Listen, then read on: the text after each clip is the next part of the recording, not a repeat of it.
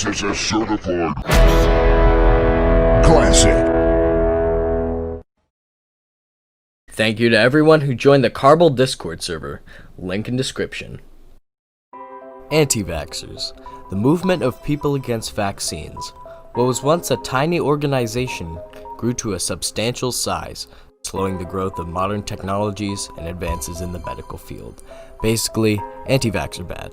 However, this vaxxer movement goes back much further than you think. Today on the Carbal channel, we'll be talking about the anti-vaxxer movement.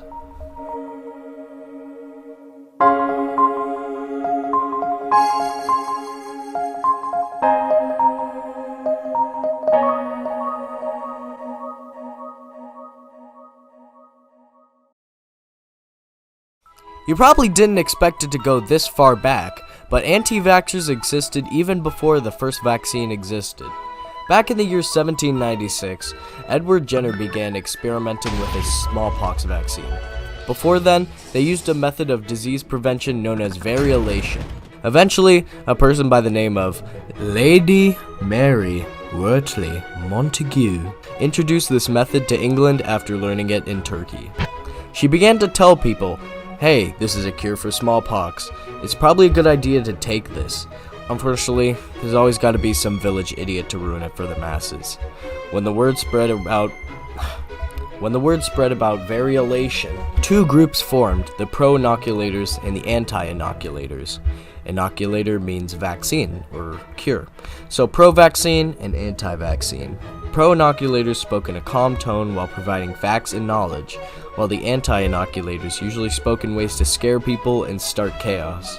Gee, I wonder who that reminds me of. Anyway, this was about it for the 18th century. However, in the 19th century, we see tensions rising between the rivaling parties.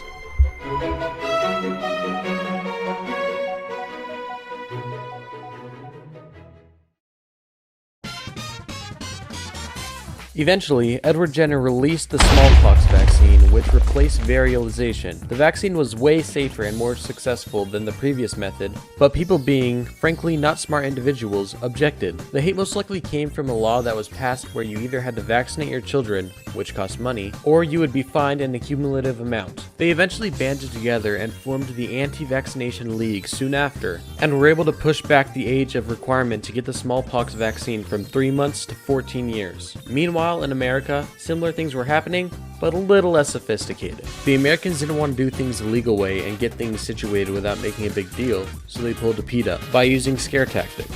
They spread false rumors that vaccines would make you sick, there were harmful chemicals like carbolic acid, and that it just flat out didn't work.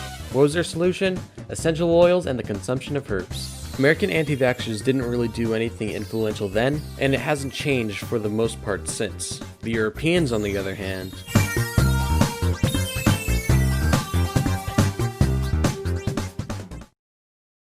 Okay, buckle up. This is going to be a long ride.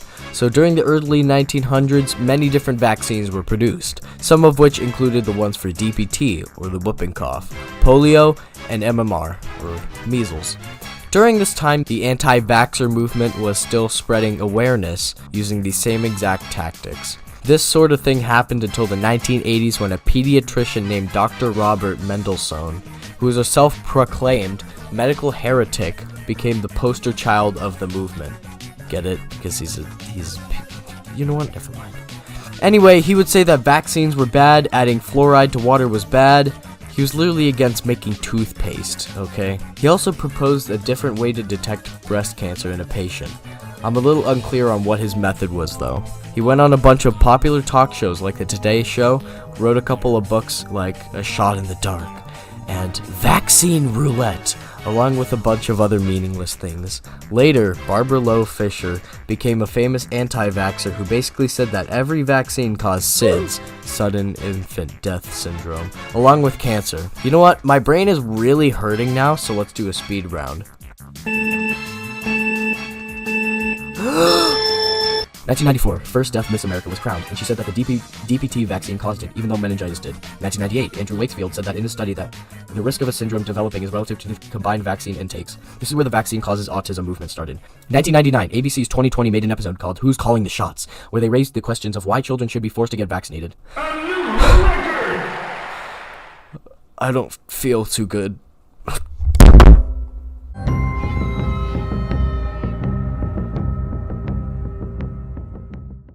Hey, Brent, you alright? Get out of the way then.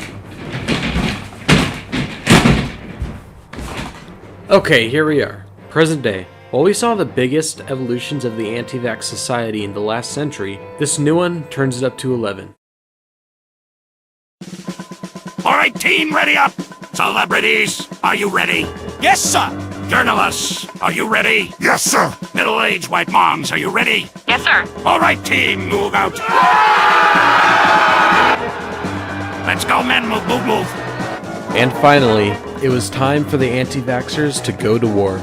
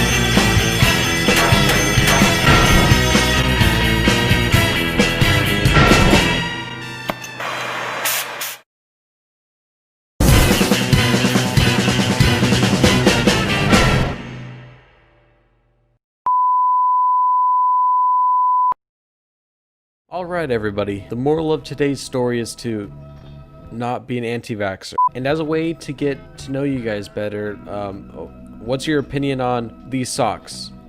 I just bought them and I want to know your opinion on how good they are. In all seriousness though, thank you guys so much for almost 300 subscribers now. I don't want to ramble anymore, so I'll leave it at that. Bye guys.